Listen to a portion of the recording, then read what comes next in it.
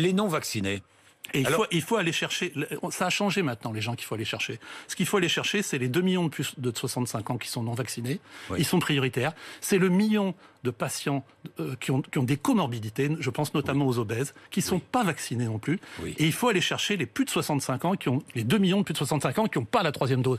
Et tout va se faire sur cette 3e dose. Alors, vous avez c'est pas regardé... moi qui ai décidé, hein, c'est le virus qui décide. Dans votre hôpital, Tenon, vous avez rencontré des non-vaccinés, hospitalisés. On ne rencontre pas, on vous êtes allé les voir. Service avec.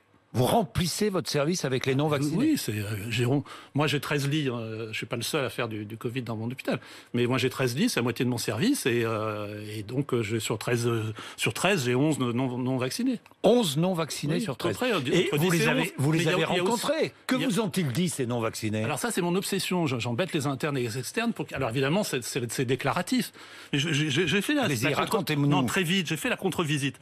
En gros... sur 11, il y en a 6 qui n'ont pas eu le temps, pas l'occasion, qui attendaient de voir et qui se retrouvent avec 10 litres d'oxygène, parfois en réanimation. Il y a très peu d'antivax. C'est ça qui est incroyable. Sur 11, on avait quoi? Je vous tranquillise, on soigne tout le monde pareil. Il faut aussi arrêter avec les faux messages. On soigne tout le monde pareil, y compris, sauf qu'ils nous pourrissent, parce qu'il y a beaucoup de violence à l'hôpital, de la part justement des non-vaccinés et de leurs familles. C'est une dimension nouvelle de l'hôpital qui nous inquiète, même si on est là pour faire face. Et puis, il y a des gens qu'on n'est pas allé chercher. Quelqu'un qui vit dans un foyer, une personne âgée qui a des troubles cognitifs.